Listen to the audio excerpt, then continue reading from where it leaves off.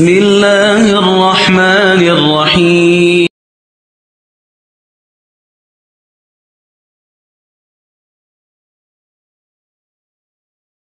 अस्सलामुअलैकुम। नदीम मुग़ल यार 25 साल का अरसा हो गया पढ़ाते हुए। काफ़ी इन्जॉय किया अकाउंटिंग को पढ़ाना। Accounting is my passion, my favourite subject. Although I teach economics, banking, English, लेकिन सबसे ज़्यादा जो इन्जॉय करता हूँ पढ़ाना वो अकाउंटिंग है। अब सोशल मीडिया क्यों ज्वाइन किया? रीज़न इज़ दैट कि देखता हूँ बहुत सारे स्टूडेंट्स ऐसे हैं मुख्तलिफ़ किस्म के कॉलेजेट्स ज्वाइन करते हैं, लेकिन स्टूडेंट्स ज़्यादा होने की वजह से अगर टीचर कोई सवाल करा रहा होता है, अकाउंटिंग का क्वेश्चन करा रहा होता है, तो हेजिटेट करते हैं, शर्माते पूछते हुए, या ये डर होता है ऐसा ना हो पूछ लिया तो टीचर डांट ना दे, तो इस हेजिटेशन की वजह से खामोश रहता है। तो उन तमाम स्टूडेंट्स जिनको डिफ़िकल्टीज़ का सामना करना पड़ता है, उनकी परेशानी को देखते हुए सोचा चलो सोशल मीडिया को ज्वाइन किया जाए और वहाँ अकाउंटिंग सिखाई जाए ताकि सबको फ़ायदा हो इसका। तो अब इंट्रोडक्शन तो शॉर्ट हो गया, थोड़ा सा अकाउंटिंग के बारे में इंट्रोडक्शन हो जाए। अकाउंटिंग सबसे पहले इनिशियल स्टेजेस में सिंगल एंट्री बेस पे अकाउंटिंग की जाती थी। लाइक स्ट्रेट वे पे आपने सारी चीज़ें आइटम्स जो लिख लिए, अभी भी होती है अकाउंटिंग, और हर जो आप मर्चेंडाइज या कमोडिटी ले रहे हैं उसके सामने उसका रिस्पेक्टिव अमाउंट पुट कर दिया, आखिर में टोटल कर लिया। लेकिन एक पहला अकाउंटेंट जो फादर ऑफ अकाउंटिंग कहलाता है, जैसे फादर ऑफ इकोनॉमिक्स है ना एडम स्मिथ, ऐसे ही फादर ऑफ अकाउंटिंग भी है, और ये एक इटालियन था और इसका नाम है लूका पैशियोली। इसने first time double entry system accounting में इन्वेंट किया, और देखा जाए तो एक बहुत बड़ा रेवोल्यूशन था ये, जिससे अकाउंटिंग यकसर चेंज हो गई।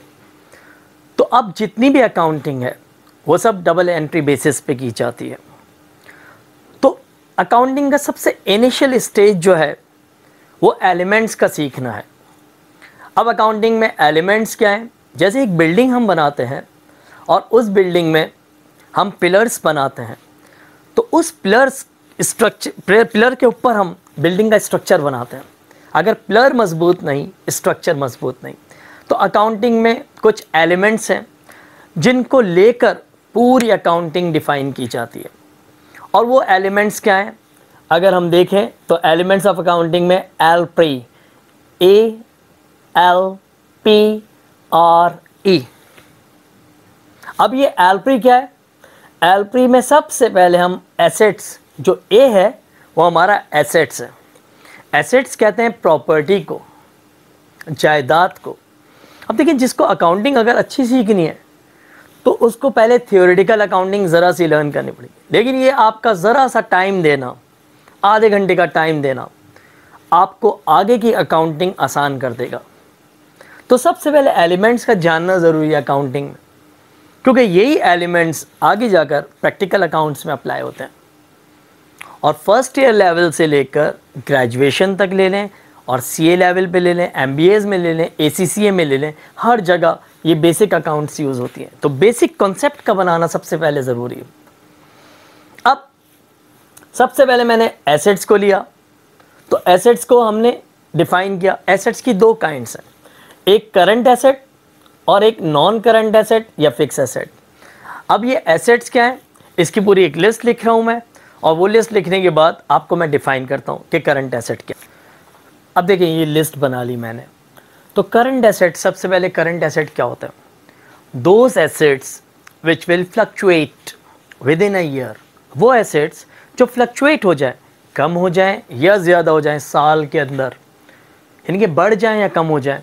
अब देखें, कैश साल के अंदर तो बहुत दूर, कैश आरली कुछ घंटों में चेंज हो जाता है, ज़्यादा हो जाता है या कम हो जाता है। इसी तरह बैंक में जब आप कोई पैसा डिपॉजिट करोगे तो आपका बैंक बैलेंस इंक्रीज़ होगा, और जब बैंक से विड्रॉवल करोगे, पैसा निकालोगे, तो बैंक बैलेंस आपका डिक्रीज़ होगा। तो ये बैंक और कैश हमारा करंट एसेट सबसे पहला। मार्केटेबल सिक्योरिटीज़, ये क्या है कि शेयर प्राइस बॉन्ड्स वगैरह और आपके गवर्नमेंट सिक्योरिटीज़ होती हैं, ये मार्केटेबल सिक्योरिटीज़ में आती हैं। यानी कि इसका मतलब ये है कि मार्केटेबल सिक्योरिटीज़ को जब चाहे आप परचेज़ कर लो, जब परचेज़ करोगे तो कैश जाएगा, और जब चाहे इसको सेल कर दो, सेल करोगे तो कैश आएगा। तो मार्केटेबल सिक्योरिटी कम ज़्यादा होती हैं। अकाउंट्स रिसीवेबल, ये अकाउंट रिसीवेबल ओरल एग्रीमेंट है हमारा या वर्बल एग्रीमेंट है। मीन अगर हम किसी शॉप से ख़रीदारी करते हैं, ऐसा ऐसा जान पहचान हो जाती है, या कोई हमसे ख़रीदारी कर रहा है, उस कस्टमर से हमारी जान पहचान हो जाती है। अब हमने उस कस्टमर को उधार बेचना शुरू कर दिया। अब उधार 1 को बेचा, 2 को बेचा, 10, 12, 15, 20 उनसे हमारी जान पहचान है, तो बेचा और कुछ ने पैसे दे दिए, कुछ ने नहीं दिए। कम ज़्यादा अकाउंट रिसीवेबल आपके होते रहते हैं। अकाउंट रिसीवेबल का मतलब है पैसा कलेक्ट करना है हमें। फिर नोट रिसीवेबल या बिल रिसीवेबल, ये रिटर्न एग्रीमेंट है, लिखत पढ़त के साथ होता है। तो ये भी कई बिजनेस होते हैं, जैसे लॉन्ड्री बिजनेस इजीली समझ में आ जाएगा। अगर हम लॉन्ड्री वाले को हम कपड़े देते हैं अपने वॉश के लिए, तो वो हमें बिल बना कर देता है। अगर देखा जाए तो वो बिल हमें पे करना है, हमारे लिए बिल पेबल है। लेकिन अगर हमारी लॉन्ड्री शॉप हमारी है तो बिल हमें रिसीव करना है, बिल का पैसा हमें कलेक्ट करना है, तो वो बिल रिसीवेबल। आप खुद सोचिए दिन में कितने वो बिल बना देते हैं बिल रिसीवेबल, और 3 दिन में 2 दिन में पेमेंट आ जाती है, तो बिल रिसीवेबल का अमाउंट बढ़ता भी है, कम भी होता है, तो ये डिक्रीज इंक्रीज होते हैं। फिर आ जाइए ऑफिस सप्लाईज, अगर ऑफिस वाली सप्लाईज यूज़ करें तो वो ऑफिस सप्लाईज है, और अगर सेल्समैन कोई सप्लाईज यूज़ कर रहा है तो सेल्स सप्लाईज। सप्लाईज होती क्या है? स्टेशनरी, क्या क्या है? रजिस्टर, पेन, पेंसिल, जितना भी स्टेशनरी आइटम है वो है। फिर आ जाइए प्रीपेड आइटम्स। प्रीपेड आइटम क्या है? Anything which is paid in advance, कोई भी चीज़ ऐसी जो एडवांस में दी हो वो प्रीपेड कहलाते हैं। मोबाइल कार्ड ख़रीदते हैं वो प्रीपेड है। हम कंपनी को पहले पैसे दे देते हैं लेकिन इस्तेमाल बाद में करते हैं, तो प्रीपेड क्या होता है? एक्सपेंस बनता है। आखिर में एक प्रीपेड जो होता है 300 रुपये का कार्ड, वो ज़ीरो हो जाता है तो सारा एक्सपेंस हो जाता है। तो प्रीपेड क्या है? प्रीपेड से रेंट है, प्रीपेड सैलरी है। रेंट सिक्योरिटी डिपॉजिट क्या होता है? कोई जगह अगर हम किराए पर लेते हैं तो उसका एडवांस रेंट हमें देना पड़ता है, यानी कि 6 महीने का किराया जमा कराना पड़ता है, 2 लाख रुपए, 3 लाख रुपए, जो भी हो एडवांस, वो आम तौर पर 11 मंथ्स का होता है, इसलिए ये करंट एसेट है। करंट एसेट क्या है? जो बदलते रहें साल के अंदर। फिर आइए एडवांस टू सप्लायर या एम्प्लॉई, आपने कोई एम्प्लॉई मुलाजिम रखा, उसको एडवांस दे दिया एज अ सैलरी इसको तो। लेकिन सप्लायर कौन है? जो हमें माल पहुंचाता है। अब सप्लायर ने हमें कोई सैंपल दिखाया, हमें अच्छा लगा, हमने उस सैंपल को पहले ही बुक कर लिया और बोला भाई हमें ये 20,000 का माल ख़रीदना है और ये लो 5,000, हमने सप्लायर को 5,000 रुपये एडवांस में दे दिए, तो ये हमारा एसेट है। मर्चेंडाइज इन्वेंट्री क्या होती है? मर्चेंडाइज इन्वेंट्री होती है आखिर साल के आखिर में जो माल हमारे बिज़नेस में या शॉप में बच गया, वो मर्चेंडाइज इन्वेंट्री क्लोजिंग कहलाती है। और यह एक दिन बाद क्लोजिंग ओपनिंग बन जाती है। तो जब तक ये क्लोजिंग है तो हमारा करंट एसेट है, और जब ये अगले दिन में ओपनिंग बन जाएगी तो ये हमारा एक्सपेंस हो जाएगा। इसको बाद में डिटेल से हम डिस्कस करेंगे इसको। तो ये सब करंट एसेट की लिस्ट थी, और भी करंट एसेट होते हैं लेकिन इतना काफ़ी है आपके इनिशियल लेवल के लिए। अब हम आ जाते हैं नॉन करंट एसेट या फिक्स एसेट। ये वो एसेट्स होते हैं जो हम अपने बिजनेस में इस्तेमाल के लिए ख़रीद कर लाते हैं और इनसे बेनिफिट उठाते हैं, फ़ायदा उठाते हैं, इनको बेचते नहीं हैं, इनसे बेनिफिट लेते हैं इनको इस्तेमाल करके। जैसे like furniture and fixture. Furniture तो मूवेबल थिंग्स होती हैं कि आज यहाँ है कल वहाँ कर दिया। फिक्सचर ही होता है रैक्स वगैरह, आपने पहले ही फिक्स कर दिए, अब बार बार नहीं हटा सकते। फिर आ जाइए, अच्छा इनकी लाइफ क्या है? Those assets which have more than 1 year life, they are called fix assets और नॉन करंट एसेट। 1 साल से ज़्यादा इनकी लाइफ होती है and they are liable to depreciate. ये डेप्रिसिएशन क्या होता है इसको आगे डिस्कस करेंगे। फिर आ जाइए इक्विपमेंट। इक्विपमेंट क्या है? वो तमाम चीज़ें जो ऑपरेट होती हैं वो इक्विपमेंट है। अभी हम अपने बिज़नेस के लिए लाते हैं, जैसे लाइक हमने कैलकुलेटर ले लिया बिज़नेस के लिए, या कंप्यूटर ले लिया, या फोर्ड स्टेट मशीन ले ली, ये सब इक्विपमेंट में शामिल है। फिर बिल्डिंग, अब अगर बिल्डिंग हमारी है और उस पर बिज़नेस कर रहे हैं तो ये बिल्डिंग हमारा एसेट है। मशीनरी, कोई ऐसा प्रोडक्ट यानी कि जो चीज़ है मैन्युफैक्चरिंग बिजनेस, क्या मशीनरी के ज़रिए वो मैन्युफैक्चर करते हैं चीज़ें, तो ये मशीनरी हमारे फिक्स एसेट। प्लांट एसेट भी मशीनरी टाइप की होती हैं, ये प्लांट एसेट। ऑटोमोबाइल, अगर हमारे बिज़नेस में गाड़ी कार यूज़ हो रही है, ट्रक वैन, तो ये हमारे फिक्स एसेट्स हैं। लैंड, अगर हमारे बिज़नेस में लैंड मौजूद है तो ये। ऑफिस प्रीमिसेस क्या होती है? ऑफिस की जगह, उसके सराउंडिंग के आसपास की जगह होती है, वो ऑफिस प्रीमिसेस है। तो ये सारे डिटेल नॉन करंट एसेट की। अब रूल क्या है एसेट्स के? Rule, debit for increases. अगर कोई एसेट हमारी एंट्री में डेबिट होता है तो वो समझ लें इंक्रीज़ है, और क्रेडिट फॉर डिक्रीजेज, और कोई एसेट हमारी जर्नल एंट्री में क्रेडिट हो रहा है एसेट, समझ लो वो हमारा डिक्रीज़ हो रहा है। अब ये जर्नल एंट्री डेबिट क्रेडिट क्या है, इंशाल्लाह इसके बाद आप ये भी सीखेंगे। तो अब अगर आपको कोई भी चीज़ यानी कि कोई भी एलिमेंट सीखना है तो वीडियो को रिवाइंड करके देखें बार बार, इंशाल्लाह इसमें ग्रिप अप होंगे तो आगे जाकर अकाउंटिंग का समझना आसान होगा। नाउ अब हम आ गए एसेट्स के बाद लाइबिलिटीज़ पे। लाइबिलिटीज़ की लिस्ट बना ली गई। अब देखें सबसे पहली liability accounts payable. Account payable क्या है भाई, हम उधार पे ख़रीद रहे हैं तो हमें ये पैसा उसे देना है, तो अकाउंट्स पेबल का वो लाइबिलिटी जो हम पर ड्यू है हमें पे करनी है विद इन अ ईयर।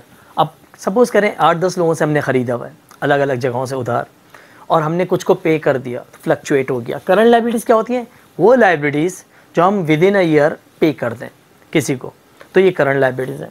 फिर आ जाइए नोट पेबल या बिल पेबल, ये रिटर्न एग्रीमेंट है। अकाउंट पेबल ओरल एग्रीमेंट है जान पहचान से, लेकिन ये bill payable note payable return agreement है जो लिखत पढ़त में यूज़ होता है। देन लोन पेबल क्या होता है, वो लोन जो हम दोस्त यारों से लेते हैं और फिर उनको वापस कर देते हैं, तो ये भी हमारे विद इन अ ईयर हमें पे करना है। बैंक सैलरी पेबल या वेजेस पेबल। सैलरी क्या होती है, सैलरी होती है मंथ की या फोर्टनाइट 15 डेज़ की, और वेजेस क्या होती है, वेजेस होती है वीकली, डेली और आवर्ली, ये वेजेस है। या अगर हमारे जिम्मे पेबल है तो हमारे लिए करंट लायबिलिटी है। Bank overdraft. बैंक ओवरड्राफ्ट क्या है, money withdrawn more than your bank account. आपके अकाउंट में 50,000 रुपये पड़े, आपको ज़रूरत है 80,000 निकालने की, 50,000 तो मौजूद है, 80,000 निकालना है। अब आपने अगर आपकी बैंक में अच्छी रेपुटेशन है तो आप बैंक से परमिशन लेंगे, तो उसके लिए आपको एक फॉर्म फिलअप करना पड़ेगा ओवरड्राफ्ट फैसिलिटी का, और बैंक अगर आपको ये फैसिलिटी दे दे आपकी रेपुटेशन की वजह से, तो आप किसी को भी 80,000 का चेक लिख कर दे सकते हैं। अब जो शख्स चेक लेकर हमारे बैंक गया और उसने हमारे बैंक से अकाउंट से पैसा निकाला 80,000, तो बैंक रिजेक्ट नहीं करेगा, बाउंस नहीं करेगा चेक, 80,000 की पेमेंट दे देगा। इसका मतलब 50,000 तो हमारा अपना गया और 30,000 बैंक ने लोन के तौर पर दे दिया हमें, और जैसे ही कोई पैसा हम बैंक में डिपॉजिट करेंगे बैंक वो पैसा काट लेगा ओवरड्राफ्ट की, ठीक है ना। तो ये करंट लायबिलिटी होती है ओवरड्राफ्ट, कम से कम 15 दिन और 3 महीने ज़्यादा ज़्यादा। Unearned item. अनअर्न्ड आइटम क्या है कि कोई ऐसी पेमेंट जो हमने एडवांस में रिसीव कर ली और अभी हमने अर्न नहीं की, और वो क्या है अनअर्न्ड रेंट। किसी से हमने 6 महीने का किराया पहले ही ले लिया, तो वो पैसा जो हमारे पास आ चुका वो अमानत है। जैसे 1 महीना गुजरेगा तो समझ लो 1 महीने का पैसा अनअर्न्ड से अर्नड हो गया, यानी कि इनकम हो गया। 5 मंथ्स का जो है वो अनअर्न्ड रह गया, जैसे ही 2 मंथ्स का उसमें से हो गया तो वो अर्नड हो गया, 4 मंथ्स का अनअर्न्ड रह गया। ऐसे ही अनअर्न्ड कम होती रहती है और वो कन्वर्ट हो जाती है इनकम में। Commission unearned. Advance from customer क्या है कि भाई किसी कस्टमर ने, कोई कस्टमर हमारी शॉप पे आया, उसने कुछ सैंपल देखा, वो माल नहीं है हमारे पास, अब उसको सैंपल अच्छा लगा, उसने कहा भाई मुझे ये माल चाहिए इसका, और उसने एडवांस में 5,000 रुपये हमें दे दिए या 4,000 या 50,000 जो भी हो। अब वो जो पैसा हमारे पास आ चुका वो हमारे पास अमानत है, इसको संभालना है, क्योंकि अगर हम उस कस्टमर को माल नहीं बेच पाए तो वो पैसा हमें वापस करना है। तो ये हमारी लायबिलिटी। लायबिलिटी क्या होता है, कर्ज़े, ये हमारे कर्ज़ हैं। अब आइए एक्रूड इंटरेस्ट और नोट पेबल। नोट पेबल पे इंटरेस्ट हमें पे करना है। इसी तरह आउटस्टैंडिंग इंटरेस्ट, एक्रूड और आउटस्टैंडिंग का एक ही मतलब है, देना है। आउटस्टैंडिंग इंटरेस्ट है ऑन बैंक लोन या बैंक ओवरड्राफ्ट पे, तो ये इंटरेस्ट हमें अलग से देना है। अब आइए नॉन करंट लायबिलिटी या लॉन्ग टर्म लायबिलिटी, वो कर्ज़े जो हमें लौटाने हैं लेकिन 1 साल बाद, 3 साल में, 5 साल में, 10 साल में, 15 साल में, ये हमारी लॉन्ग टर्म है। Bank loan due more than a year, यानी कि बैंक लोन हम बैंक से जब लोन लेते हैं वो 3 साल का होता है, 5 साल का होता है, 10 साल का होता है। मॉर्गेज पेबल क्या है, मॉर्गेज पेबल ये है कि किसी से हमने लोन मांगा, अब वो बोला भाई मैं तो नहीं जानता आपको, मुझे सिक्योरिटी दें कोई, तो अब उसने हमसे हमारे घर के कागजात ले लिए, ज़मीन के कागजात ले लिए, या कोई ज्वेलरी हमारी ले ली गोल्ड की, तो मॉर्गेज माने गिरवी रखवाना। तो ये चीज़ जब हम मॉर्गेज करेंगे उसके पास गिरवी रखवाएंगे तो 1 साल के नहीं रखवाएंगे, 3 साल 5 साल, ताकि हम उसका लोन वापस आराम से कर सकें। फिर आइए लॉन्ग टर्म लोन पेबल, वो लोन जो हमें 3 साल 5 साल 10 साल में पे करना है, तो ये लॉन्ग टर्म। अब रूल देखें एसेट का रूल क्या था, debit for increase, credit for decrease. लेकिन लायबिलिटी का रिवर्स, डेबिट फॉर डिक्रीज और credit for increases, debit for decreases, credit for increases. कोई भी लाइबिलिटी हमारी जर्नल एंट्री में अगर हमें डेबिट नज़र आ रही है तो वो क्या है, डिक्रीज है, और क्रेडिट नज़र आ रही है तो इंक्रीज है। वैसे liability always shows credit balance, हमेशा क्रेडिट बैलेंस शो करती है वरना ज़ीरो। ठीक है जी। इसके बाद हम डिस्कस करने जा रहे हैं प्रोप्राइटरशिप को। एलपी का ए और एल हो गया, अब पी स्टैंड फॉर प्रोप्राइटरशिप, उसको देखेंगे हम। इसको अच्छे से देख लीजिए। नाउ अब हम आ गए तीसरे एलिमेंट पे, एसेट्स लाइबिलिटी, ये दोनों हो चुके। Asset always shows debit balance, liabilities always shows credit balance. अब ये डेबिट बैलेंस क्रेडिट बैलेंस क्या है, ये आगे जाकर जब आप लेजर अकाउंट्स बनाना सीखेंगे वहाँ आपको कंप्लीटली पता चल जाएगा क्या है। अब हम पी स्टैंड फॉर प्रोप्राइटरशिप या ओनर्स इक्विटी, हमेशा ये क्रेडिट बैलेंस शो करती है। अब इसमें सिर्फ दो आइटम है प्रोप्राइटरशिप में। पहला कैपिटल, कैपिटल क्या है, व्हेन कैश और एसेट्स इन्वेस्टेड इनटू बिजनेस, जब भी कोई कैश या एसेट आप बिजनेस में इन्वेस्ट करोगे समझ लें आपका कैपिटल जनरेट हो जाएगा, and capital always be credited. Drawing क्या है, drawing always shows debit balance when cash और asset withdrew from business for personal use और प्राइवेट यूज़। आपको घर पे ज़रूरत पड़ी किसी एसेट की या किसी चीज़ की या कैश की, तो आपने वो कैश निकाला बैंक से या ऑफिस से और घर ले गए, या कोई एसेट निकाला और घर ले गए। अगर आपकी शॉप है तो शॉप में से कोई सामान निकाला और घर ले जाकर यूज़ कर लिया, तो ये ड्राइंग है। कैपिटल हमेशा क्रेडिट होता है और ड्राइंग हमेशा डेबिट।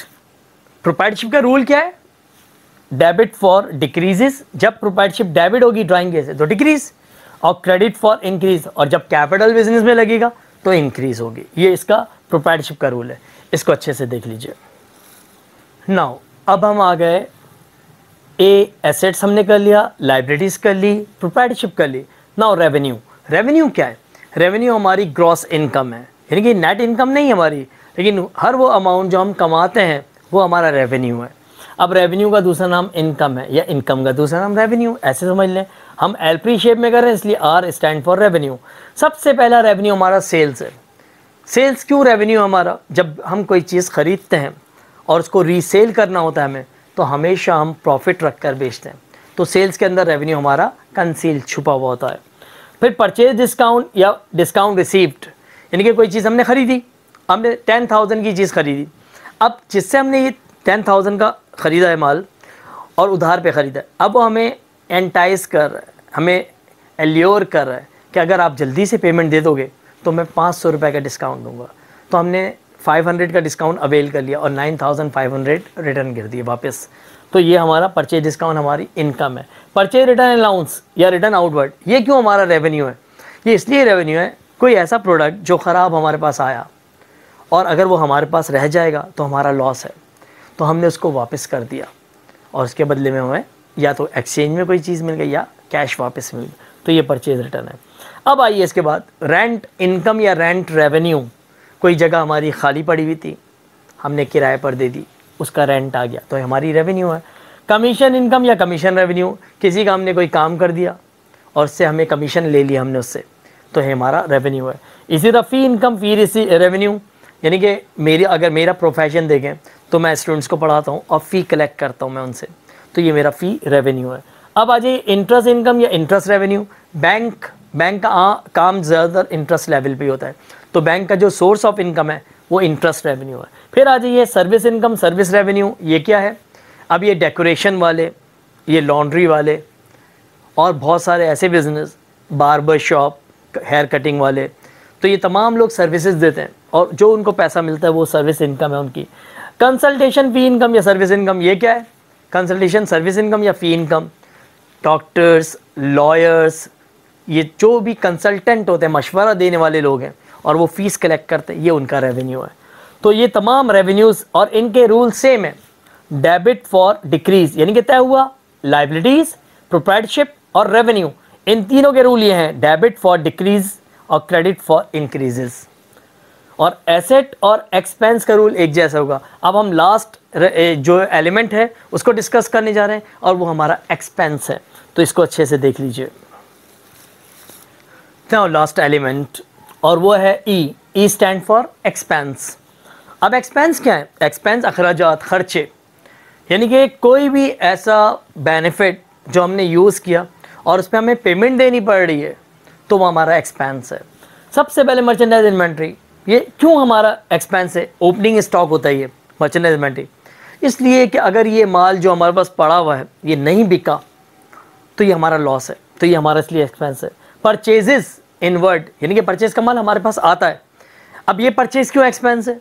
अगर ये परचेज किया हुआ माल सेल नहीं कर सके हम तो बड़ा ख़राब हो जाएगा, तो इसलिए जब तक ये सेल में कन्वर्ट नहीं होगा तो हमारा एक्सपेंस है। ट्रांसपोर्टेशन इन डैश में इन लिखा हुआ है और मैंने यहाँ पूरा लिख दिया फ्रेट इनवर्ड, यानी कि ये भी इनवर्ड है।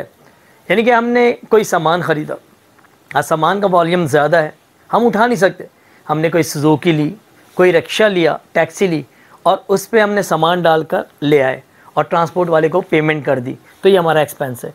कॉस्ट ऑफ गुड्स सोल्ड, ये आगे जाकर पूरा इसका कॉन्सेप्ट है, तो ये भी हमारा एक्सपेंस है। कैरेज आउटवर्ड, कार्टेज आउटवर्ड, देखें ट्रांसपोर्टेशन, फ्रेट, कैरेज, कार्टेज, ये 4 नाम है और इनवर्ड है तो समझ ले हमारे, आउटवर्ड है तो ये हमारा खर्चा। कैसे खर्चा हमारा?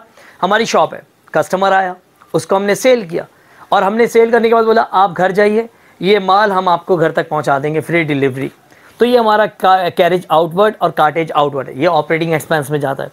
सेल डिस्काउंट, डिस्काउंट अलाउड या डिस्काउंट एक्सपेंस, सेल कर चुके हम, अब कस्टमर को हम लालच दे रहे हैं उसको अच्छा कस्टमर बनाने के लिए कि जल्दी पैसे दे दोगे तो हम आपको सेल डिस्काउंट देंगे, और उसने पेमेंट दे दी। अब जाहिर बात है हमने उसको सेल डिस्काउंट अलाउ कर दिया, तो सपोज करें 5000 में से हमें 5000 जो लेने थे वो हमने 4800 रिसीव किए, 200 हमने छोड़ दिए, तो ये हमारा लॉस है। इसी तरह सेल रिटर्न अलाउंस, अच्छा खासा माल बिक चुका और वो वापस आ गया तो हमारा लॉस है। फिर आइए सैलरी एक्सपेंस, मुलाजिम को सैलरी दी तो ये हमारा एक्सपेंस है। वेजेस एक्सपेंस, किसी जो रोज़मर्रा के मजदूर होते हैं दिहाड़ी वाले, वेजेस दिहाड़ी को बोलते हैं, उजरत को, तो वो हमने पेमेंट कर दी वेजेस, तो ये हमारा एक्सपेंस। इंश्योरेंस एक्सपेंस, हमने इंश्योरेंस कराया अपना किसी शॉप के माल का या शॉप का और उसको इंश्योरेंस कंपनी को इंश्योरेंस का प्रीमियम पेड कर रहे हैं तो ये हमारा एक्सपेंस है। फ़ी एक्सपेंस, कोई फ़ी पेड करी तो ये एक्सपेंस। कमीशन या इंटरेस्ट एक्सपेंस, कोई कमीशन पेड किया, इंटरेस्ट पेड किया तो हमारा एक्सपेंस। रेंट एक्सपेंस या एडवर्टाइजिंग एक्सपेंस, हमारी ये एक्सपेंस है। डेप्रिसिएशन एक्सपेंस क्या होता है? डेप्रिसिएशन बोलते हैं फिक्स एसेट की वैल्यू को गिरना, और ये पूरा एक टॉपिक है, इंशाल्लाह आगे इसको डिस्कस करेंगे। बैड डेट एक्सपेंस का मतलब है रकम डूब जाना, कस्टमर को माल बेचा, अब कस्टमर गायब, या कस्टमर को जो माल बेचा और जो बिल बना उसको बिल की फुल पेमेंट नहीं दी उसने, हमें कुछ पेमेंट दी, हमने डिस्काउंट नहीं दिया उसको, ये पैसा हमारा डूब गया, तो ये हमारा बैड डेट एक्सपेंस है। ये बी इसमें साइलेंट है, बैड डेट्स एक्सपेंस। रूल क्या है? एक्सपेंस का रूल क्या है? एसेट और एक्सपेंस का सेम रूल है, debit for increases, credit for decreases. ये हमारे 5 एलिमेंट थे, इन 5 एलिमेंट को सीखे बगैर आप अच्छी अकाउंटिंग नहीं सीख सकते। समझ लें, फिर तो आप अकाउंटिंग रट रहे होंगे, सीख नहीं रहे होंगे। तो जिसको भी ये एलिमेंट वापस से देखने हैं तो आपके पास तो वीडियो का ऑप्शन है, आप रिवाइंड करें वीडियो को, फिर वापस देखें, फिर एक दफ़ा फिर रिवाइंड करें, फिर देख लें। इंशाअल्लाह बार बार देखने से बिल्कुल आपके जहन में मेमोराइज़ हो जाएंगे और मेमोराइज़ होने के बाद फिर आपको अकाउंटिंग करना आसान हो जाएगा इंशाअल्लाह। इसके बाद हम चैनल के टॉपिक करेंगे, वो प्रैक्टिकल टॉपिक होते हैं, तो इंशाल्लाह आपको अच्छा लगेगा, एंजॉय करेंगे आप एंट्रीज़ बनाना कि क्या डेबिट क्या क्रेडिट किस तरह सीखते हैं, तो इंशाल्लाह बेसिक सीखते जाएंगे, करते करते काम आता चला जाएगा इंशाल्लाह। ठीक है ना, इसको अच्छे से देख लीजिए। Location of Mughal Collegiate. If you are coming from Mazar-e Qaid, New Ma Jinnah Road, come in this street.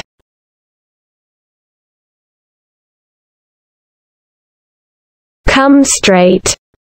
Farooqi Masjid. Collegiate is here.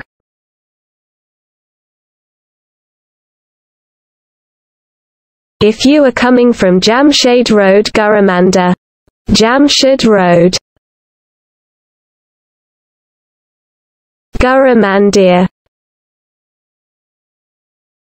come in this street.